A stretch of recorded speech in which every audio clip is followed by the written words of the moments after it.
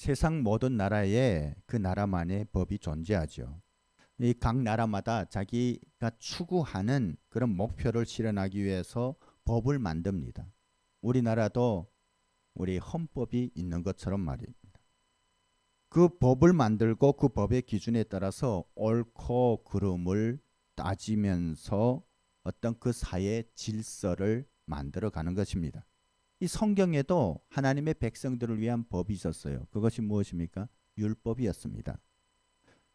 근데 이 율법을 흔히 도덕법이라고도 말합니다. 왜냐하면 하나님의 백성으로서 지켜야 될 기준들을 명시했기 때문입니다. 이와 같이 법으로 제정된 기준들도 있지만 또한 법으로 제정되지 않았지만 오랫동안 사람들의 관념 속에서 만들어진 기준들도 있습니다. 여러분, 우리가 사람들을 평가할 때 어떻게 합니까? 아, 저 사람은 정말 훌륭하다, 정말 괜찮다, 좋은 사람이다 하는 것이 어떤 대한민국 헌법에 의해서 우리가 그 사람을 판단하는 것이 아니에요. 사람들 속에 오랫동안 만들어진 그런 기준에 의해서, 어떤 도덕적이고 윤리적인 기준에 의해서 사람들을 그렇게 평가하기도 한다는 것이죠. 그런데 우리가 한 사람에 대해서 좋다 나쁘다 또는 맞다 틀리다 하는 것은 어떤 그런 법의 기준에 의해서 판단할 수도 있지만 실은 윤리적이고 도덕적인 기준들이 더 많이 작용하는 것을 보게 됩니다.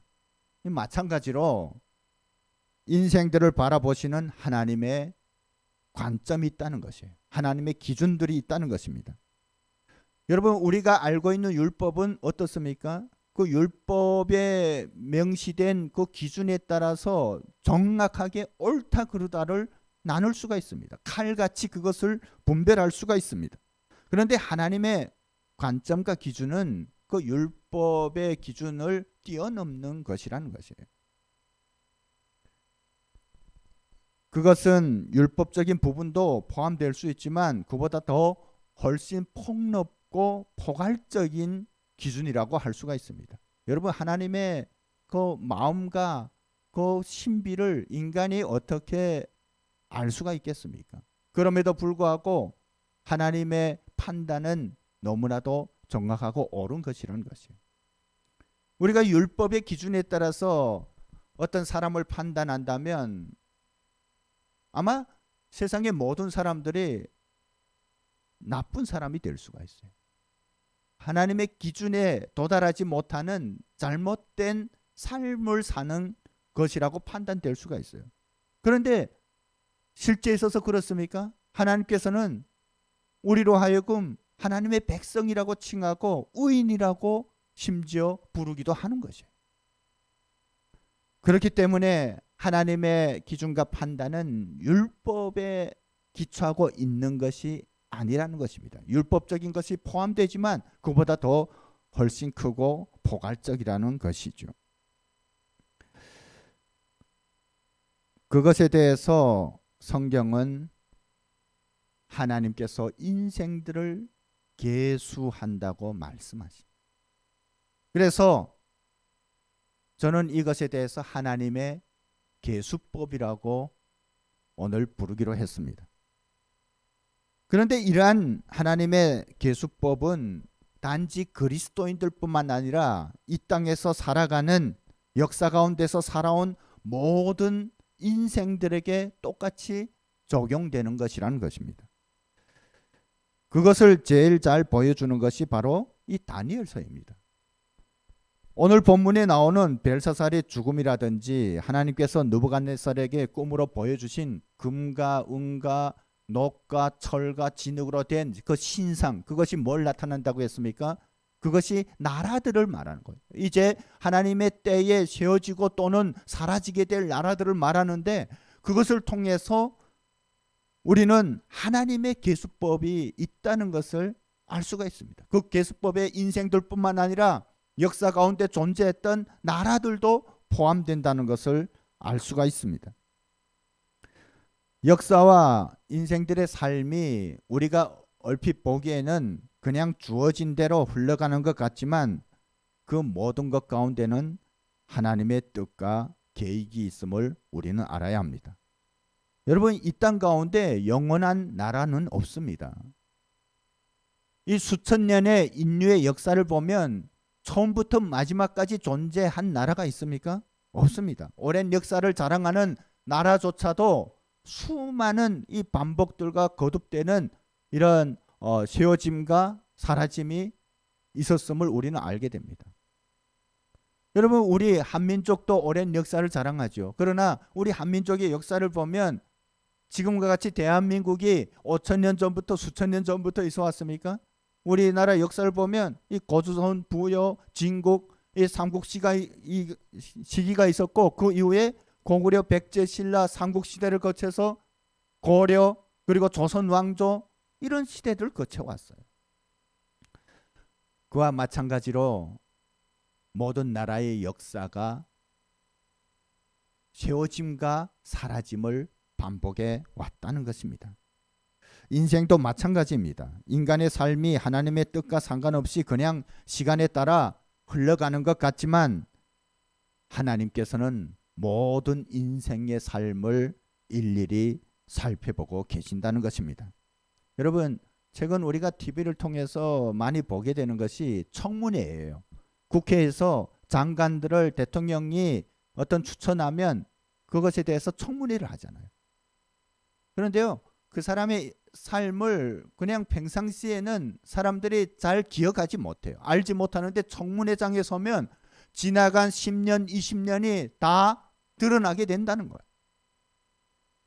그래서 그것에 따라서 이 사람의 도덕적인 기준이 어떤지, 마음이 어떤지, 정말 국민을 섬길 수 있는, 진실하게 섬길 수 있는 장관의 역할을 할 수 있는지 거기서 판단하게 되는 거예요. 여러분, 물론 사람들의 판단은 완전한 것이 아닙니다. 국회에서 판단하는 것이 완전 무결할 수는 없습니다. 하지만 하나님께서 인간의 삶을 계수하고 판단하는 것은 완전하다는 것이에요. 이 욥기서 14장 5절에 이 욥기가 이런 고백을 합니다. 하나님께서 그의 날을 정하셨고 그의 달수도 죽게 있으므로 그의 규례를 정하여 넘어가지 못하게 하셨다. 이 말이 뭐냐면 하나님의 판단이, 인생을 살피는 그 모든 계수와 판단이 정확무오하다는 거예요. 하나님께서는 모든 인생의 일거수일투족을 보고 계시고 그 마음의 중심을 알고 계시는 분이십니다. 오늘 본문이 우리에게 그것을 잘 보여주고 있습니다. 이 잔치 중에 이 왕궁의 석고백에 어떤 글자가 나타났어요. 한 손이 나타나서 글자를 썼는데 그 글자가 바로 오늘 우리가 함께 읽었던 메네 메네 데겔 우바르신이라는 글입니다.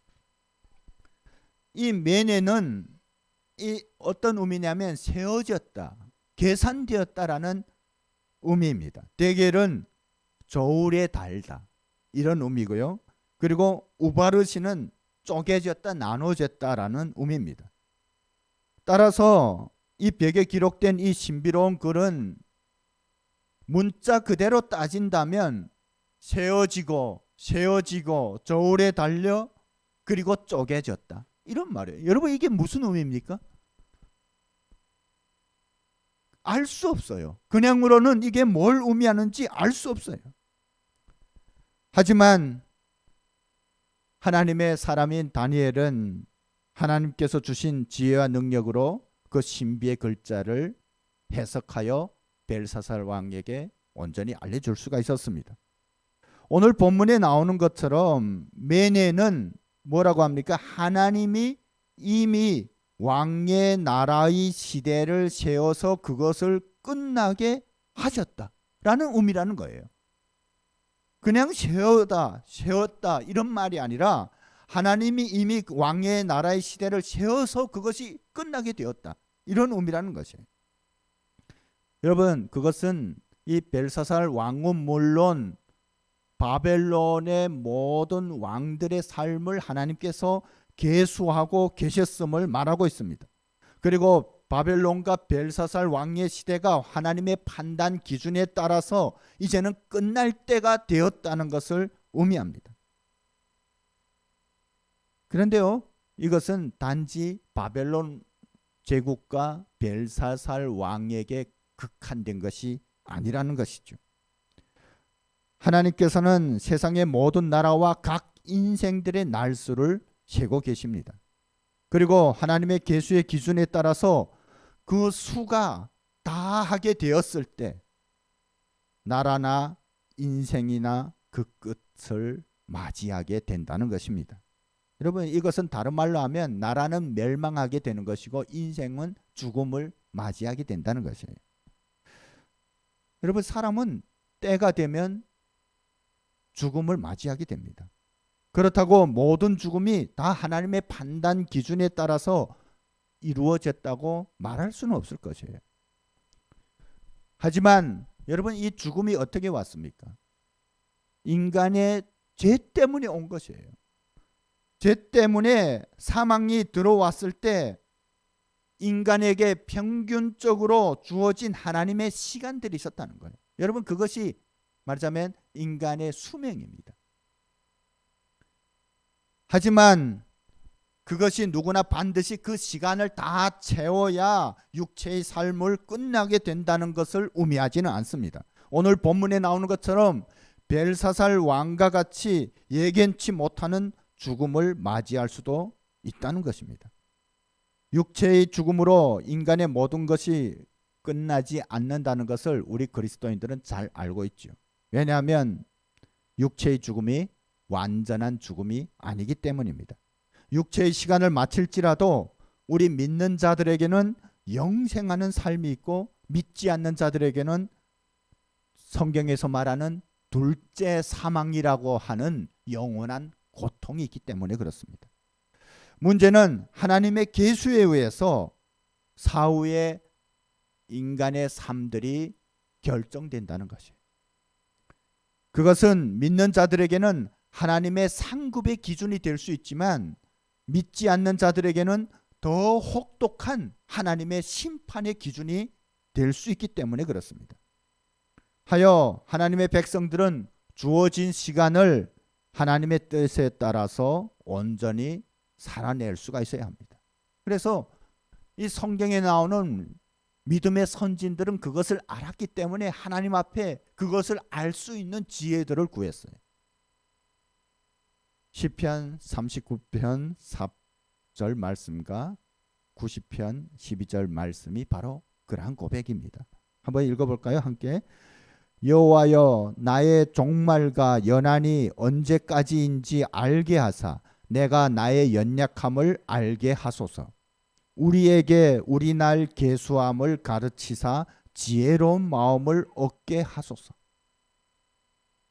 이것은 하나님께서 우리에게 허락하신 시간을 하나님의 뜻에 맞게 온전히 살아갈 수 있는 지혜와 능력을 달라는 것이에요.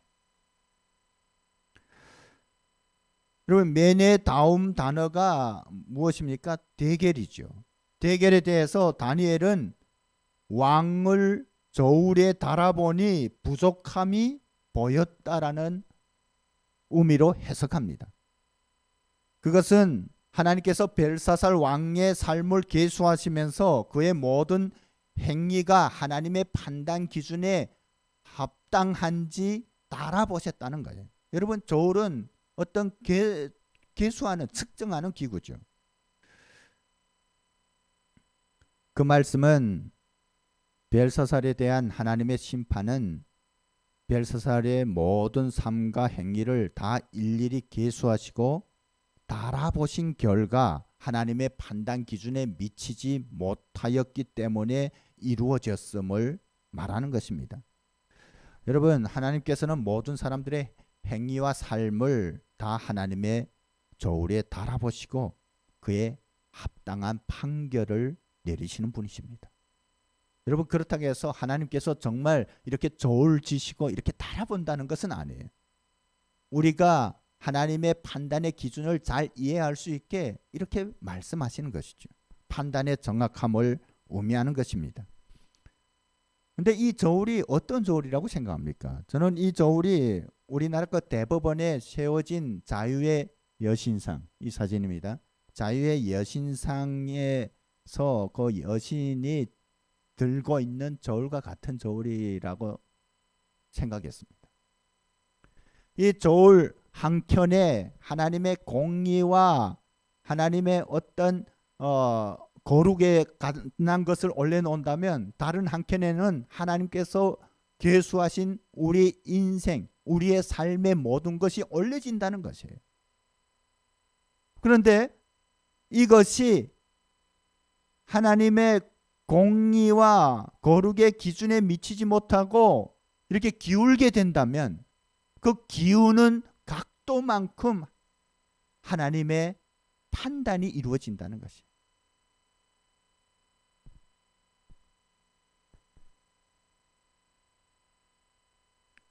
여러분, 이 저울이 만일 우리의 삶을 올려놨을 때 평형을 이룬다면 어떻게 되겠습니까?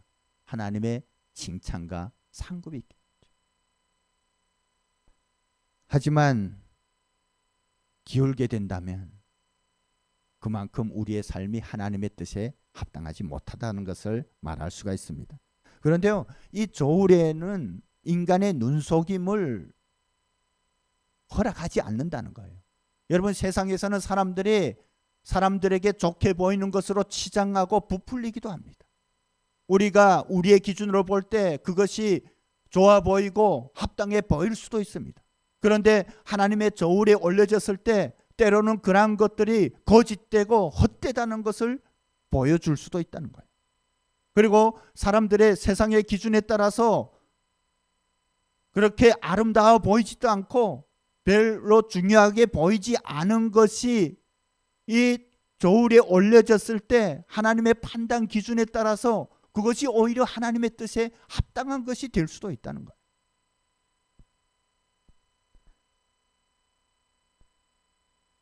여러분, 이 저울에 비교하는 것은 하나님께서 인생의 삶을 계수하실 때 이미 모든 것을 정확하게 아신다는 것을 의미합니다. 하나님의 저울은 위선이나 가식, 거짓으로는 결코 하나님 앞에 그 마음과 삶의 태도를 가릴 수 없음을 보여주고 있습니다. 그것은 제대로 된 저울이 속일 수 없잖아요. 예, 저 북한에서는 기가 막히게 저울을 잘 속여요. 그런데 이런 저울은 실은 속일 수 없어요. 이렇게 딱 이렇게 평형을 이뤄야 되기 때문에. 북한의 이런 막대 저울에 그러면 장마당에서 뭐 옥수수를 살 때 이렇게 웃는 분들이 계시는데 그런 경험이 있는 것 같아요. 그렇게 저울추를 가지고 농간하고 이런 사람들도 있었어요. 그러나 이 하나님의 저울은 속일 수가 없다는 거예요.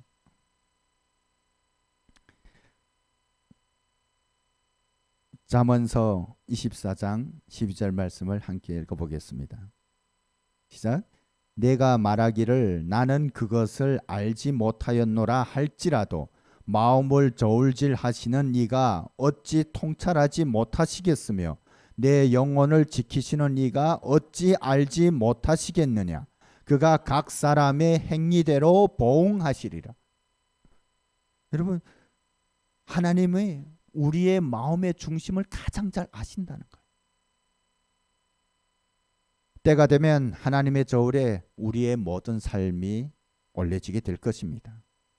그리고 그것은 하나님의 공의에 따라 판단의 기준이 될 것입니다. 우리는 하나님의 저울에 우리 자신이 올려졌을 때 하나님으로부터 합당한 평가를 받을 것인지, 아니면 이 벨사살 왕처럼 하나님의 기준에 부합되어 심판 선고를 받게 될 것인지 항상 생각하면서 죄와 욕망의 삶이 아닌 하나님께서 기뻐하시는 삶을 살 수 있어야 할 것입니다. 이 하나님의 계수와 판단의 기준에 따라서 잔치가 벌어졌던 바로 그날에 벨사살에 대한 하나님의 심판이 임했어요. 그래서 벨사살은 죽임을 당했습니다. 그리고 바벨론은 그날로 멸망을 당했습니다. 여러분, 이 벨사살도 하나님의 심판이 이와 같이 급박하게 임하게 될 줄은 상상도 못했을 것이에요. 왜 그랬습니까? 지금 바벨론 도성은 철옹성과 같이 둘러싸여 있었어요. 그곳에 있으면 어느 정도 안심할 수가 있었습니다. 그랬기 때문에 이 벨사살 왕이 지금 포위되어 있는 그 상황에서 큰 잔치를 벌였던 것이에요. 믿는 구석이 있었다는 것이에요. 하나님이 없어 그 마음이 공허하고 불안하지만 그럼에도 그는 의지하는 것이 있었는데 그것이 뭐냐면 이 철옹성 같은 바벨론 도성이었습니다. 그 가운데 있는 한 어떤 하나님의 심판도 자기를 어쩔 수 없다고 생각했을 것이에요. 여러분, 그런 마음을 가졌다는 것은 이 문자를 해석한 다니엘이 그것을 거부했음에도 불구하고 그에게 자색 옷을 입히고 군 목걸이를 씌우고 셋째 통치자로 임명한 것을 보면 알 수가 있어요. 여러분, 그것이 무슨 의미가 있겠습니까? 이제 몇 시간 후면 바벨론 제국이 멸망하는데 다니엘은 그것을 알았다는 것이에요.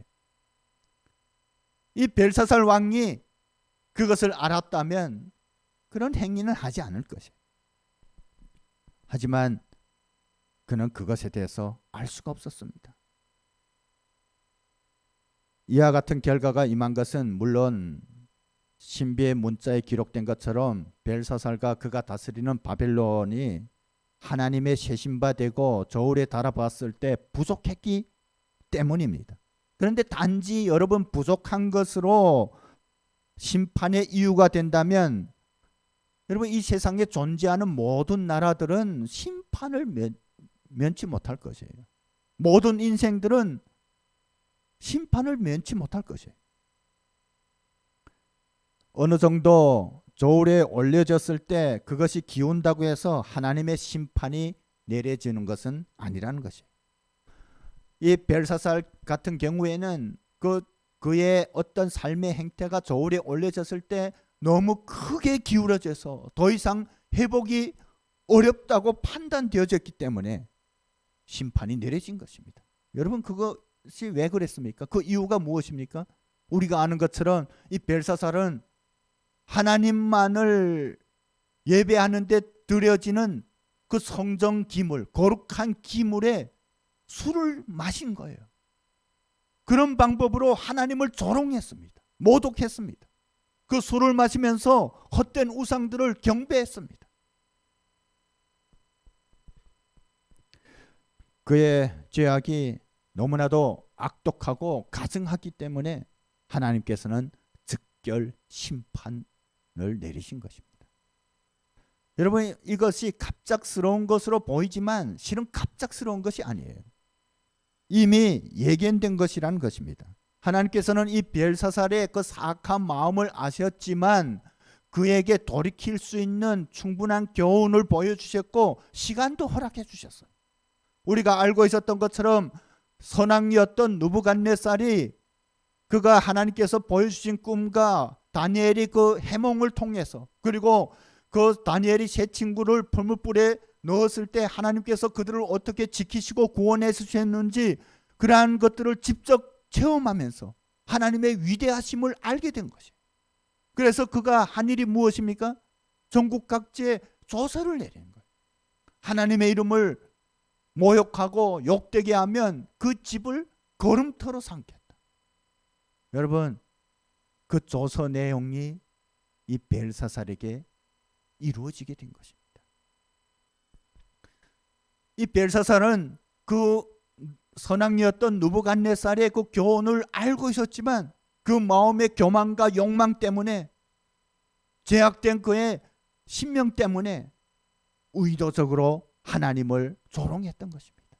하나님을 거부하고 그리고 하나님을 대적하는 삶을 살았던 것입니다.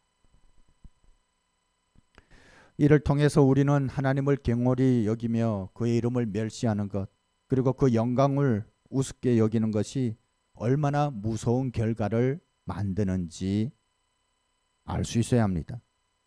여러분, 누구든지 하나님의 이름을 욕되게 하고 그리고 하나님에 대해서 망령된 말이나 신성모독의 죄악을 범하면 그와 같은 결과는 반드시 받게 된다는 것입니다.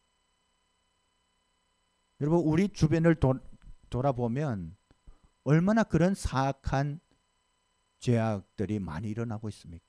어떤 사람들은 거리낌 없이 하나님을 모독해요.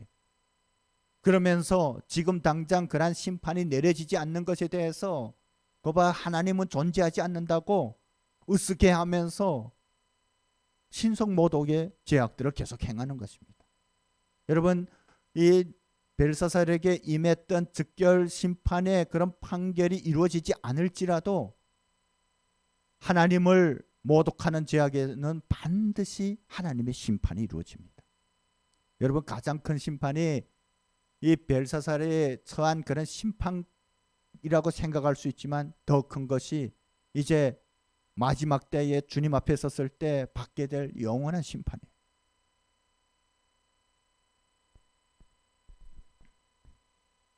때문에 우리 그리스도인들은 우리의 삶을 통해서 하나님을 모욕되게 하지 않는지, 하나님의 거룩한 이름에 어떤 흠을 남기지 않는지 항상 생각할 수 있어야 됩니다. 그리고 더 적극적으로 하나님의 이름을 영광스럽게 하고 그 이름을 송축하는 삶을 살 수 있어야 합니다. 하지만 우리 마음에 믿음이 있다면, 참된 믿음이 있다면 우리가 두려워할 필요는 없습니다. 왜냐하면 우리가 하나님을 믿는다면 우리를 위해서 십자가에서 달리시고 또 모든 피를 쏟으신 예수 그리스도의 그 은혜를 확신한다면, 하여 하나님의 뜻 가운데 순종하기를 원한다면 우리는 이미 하나님의 백성이고 우리를 향한 하나님의 칭찬과 상급이 기다리고 있기 때문입니다. 여러분 제가 원한다면이라는 말을 강조했어요. 왜 그렇습니까? 우리가 하나님의 뜻대로 살기를 원한다고 해서 하나님의 어떤 기준에 완벽하게 살 수는 없는 거예요. 그럼에도 불구하고 우리가 그런 삶을 살기를 원한다면 우리는 하나님의 은혜를 입을 수 있다는 것입니다. 여러분 우리가 완벽해서가 아닙니다. 우리가 성경을 읽다 보면 하나님의 칭찬을 받은 사람들이 있어요. 하나님께서 의인이라고 칭한 사람들이 있어요. 그런데 그 사람들의 삶을 구체적으로 읽어보면 그렇게 완벽한 삶이 아니에요. 그렇게 의인이라고 칭함을 받을 만큼 거룩한 삶이 아니에요. 그럼에도 불구하고 하나님께서는 그들을 의인이라고 칭하셨고 하나님 앞에 섰을 때 하나님의 칭찬과 상급을 주셨다는 것입니다. 왜 그렇습니까? 하나님의 긍휼하심 때문에 우리는 이것을 통해서 하나님의 계수법은 단지 하나님의 공의에만 기초하고 있는 것이 아님을 알 수가 있습니다. 공의와 함께 하나님의 긍휼하심에 기초하고 있다는 것이에요. 그런데 하나님께서 우리에게 베푸신 은혜를 볼 때 하나님의 공의보다도 어쩌면 하나님의 긍휼의 몫이 훨씬 큰 것을 알 수가 있어요. 정말 하나님의 공의만 있다면 주님 앞에 의롭다고 칭함을 받을 사람이 어디에 있겠습니까? 하나님의 어떤 기준에 도달할 인생이 어디에 있겠습니까? 그럼에도 불구하고 우리는 이미 하나님의 백성이 되었습니다. 하나님의 자녀가 되었습니다. 하나님께서 우리를 의롭다고 말씀하십니다. 그것은 다름 아닌 하나님의 공의 때문이라는 것이에요. 공의와 긍휼 때문이라는 것입니다.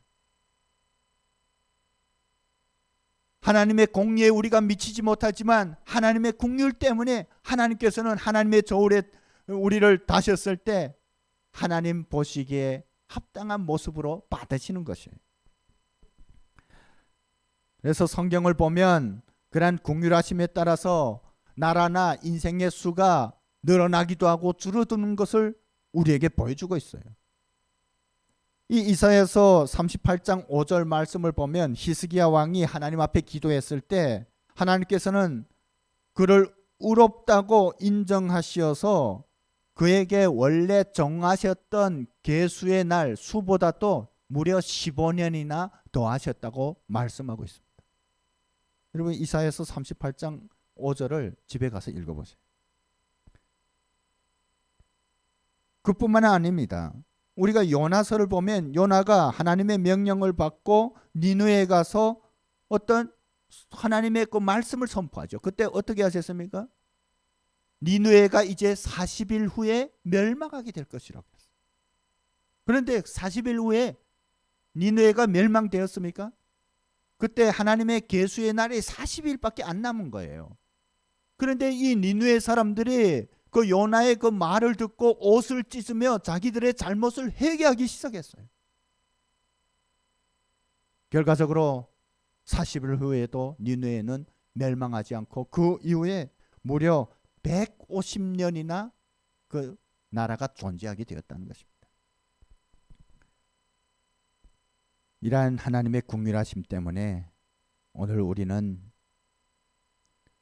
이 땅에서도 하나님의 백성으로서 여러 가지로 연약하고 부족하지만 그럼에도 소망을 가지고 살 수가 있는 것입니다. 하지만 이러한 긍휼하심을 계속 무시하고 하나님께서 허락하신 시간과 기회들을 걷어차고 계속 사악한 모습을 하나님 앞에 보인다면 벨사살에게 임했던 그런 심판이 임할 수밖에 없다는 것이에요. 여러분, 그렇게 된 삶에 대해서 뭐라고 말하냐면 제명을 못 살았다고 말하는 거예요.